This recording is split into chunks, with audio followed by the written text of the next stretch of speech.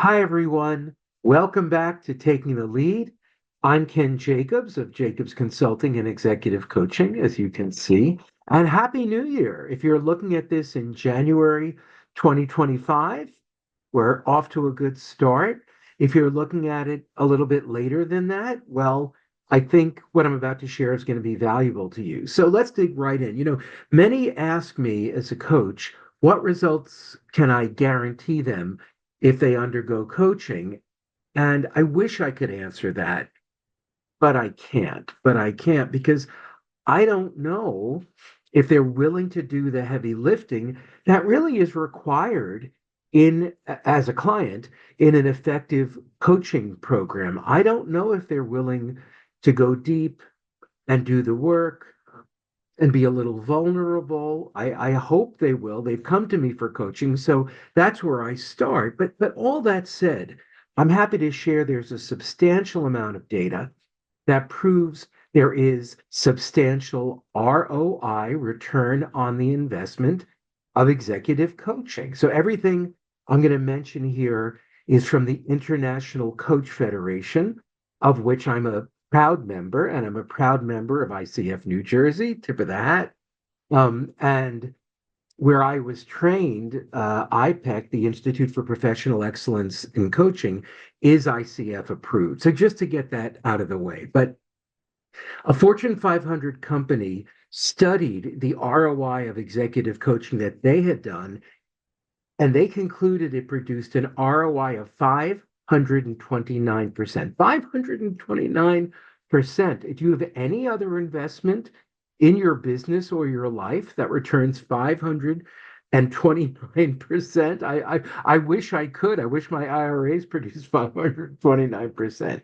In that same study, when they factored in employee retention, the ROI jumped to 788%. 788%. Again, I don't know anywhere else where you can get that kind of return. But let's keep going. There was a study of 100 executives, mostly from Fortune 1000 companies, who had participated in executive coaching, and they realized an average ROI of almost six times the investment. Six times the investment. I think you'll agree, pretty impressive numbers. And the Harvard Business Review, which I hope we all recognize and respect, documented companies that spend aggressively on employee development, and that could also include training, but of course included executive coaching, outperformed the Standard and Poor's 500, the S&P 500 by 17 to 35%. So very, very tangible. Let's keep talking about the other tangible benefits of coaching, things that I think you all want for your organizations and yourselves. Here we go.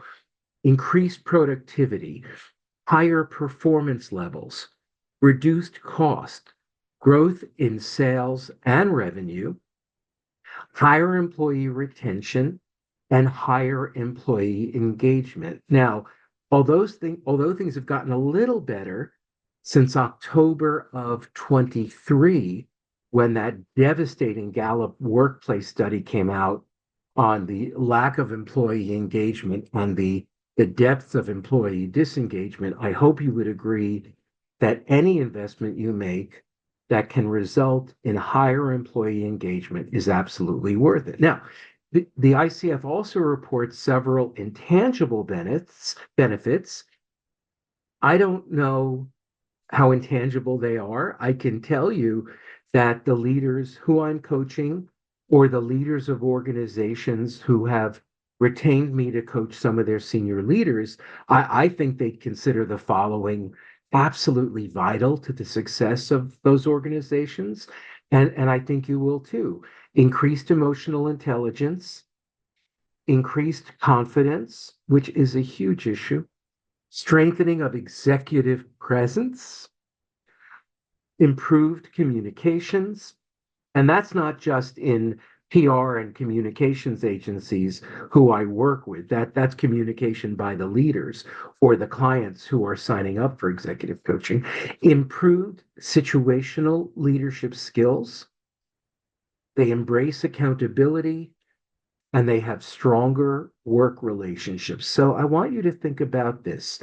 In 2025, if you want some or all of the following list, I hope you'll reach out to me. So again, increased emotional intelligence, greater confidence, the strengthening of executive presence. You kind of lift up when you say those words, right?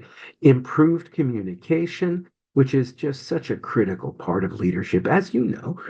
Improved situational leadership skills, embracing accountability, and stronger work relationships. If you want some or much or many or most of those things, please reach out to me, Ken at jacobscom.com. That's Ken at jacobscom.com. We can do a complimentary exploratory. We can discuss how you are doing with those things, as well as the other tangible coaching benefits. We can talk about what coaching is and isn't, how it differs from training or consulting or even therapy, and to start to explore the ROI you want and could get from a coaching engagement. So I do hope I'll hear from you if you want to explore any of those or anything else related to leadership, any leadership issues you have, or you think you can do better, or leadership opportunities. Remember, coaching isn't just for remedial.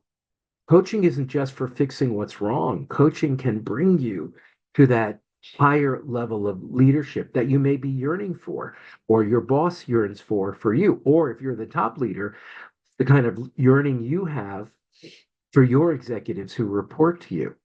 So we'll close as we always do by saying, till next time, keep on taking the lead.